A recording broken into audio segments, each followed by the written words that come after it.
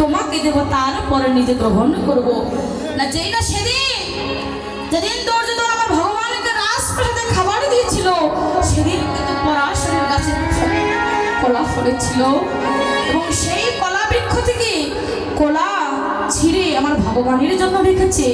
ভগবানকে কেঁদে কেঁদে বলছে, দয়াময় কোথায় আছো প্রভু? একবারে কাঙালিনীর ঘরে এসো, কোথায় তুমি এই পতিত পাবো?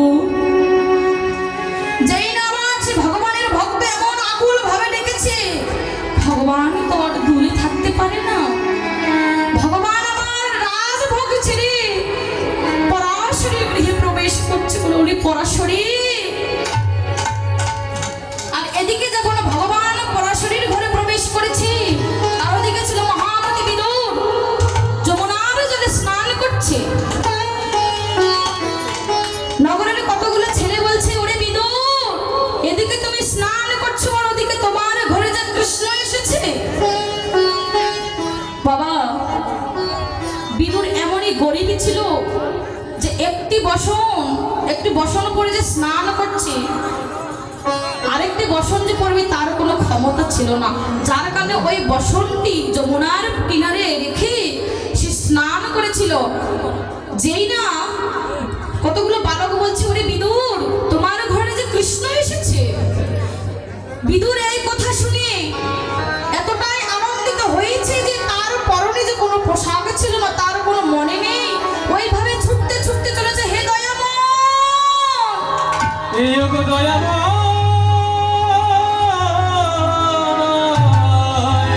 ও পিতা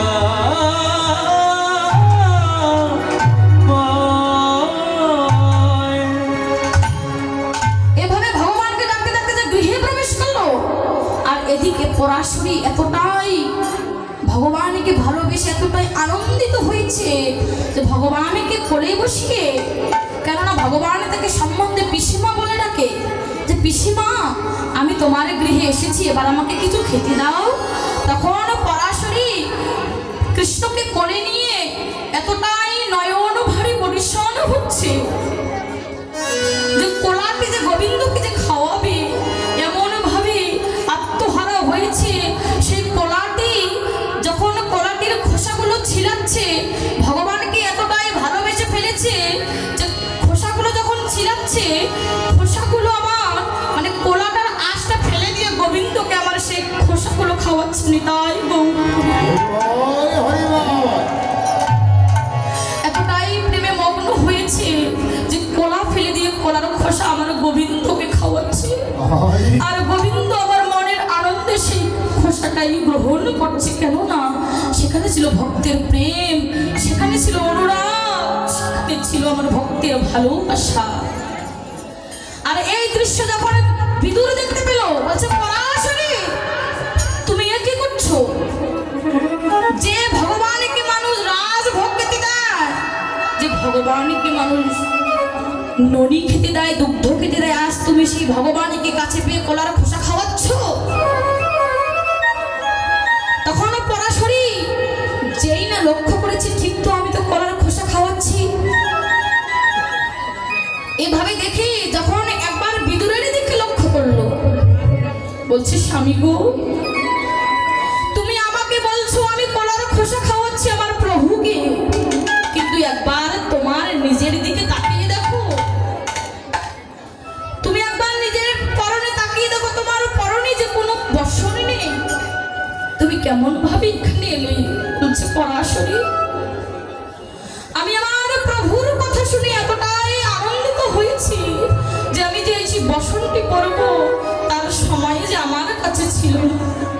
তখন ভগবান বলছে, ওরে বিদুর, জগতে আমি অনেক ধরনের ভক্ত দেখেছি রে,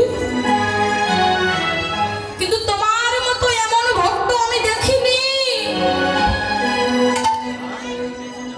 কেননা বিদুরের ভালোবাসায় কোনো স্বার্থ ছিল না।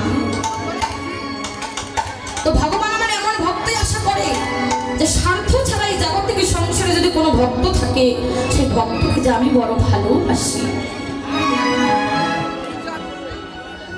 তো বাবা আজকে আমার গৌর হরি আমাদের মতো করে অন্ধভক্তদেরকে উদ্ধার করিবে বলে অবতীর্ণ হলেন কোথায়? অবতীর্ণ হলেন নদী নবদ্বীপে সতীমা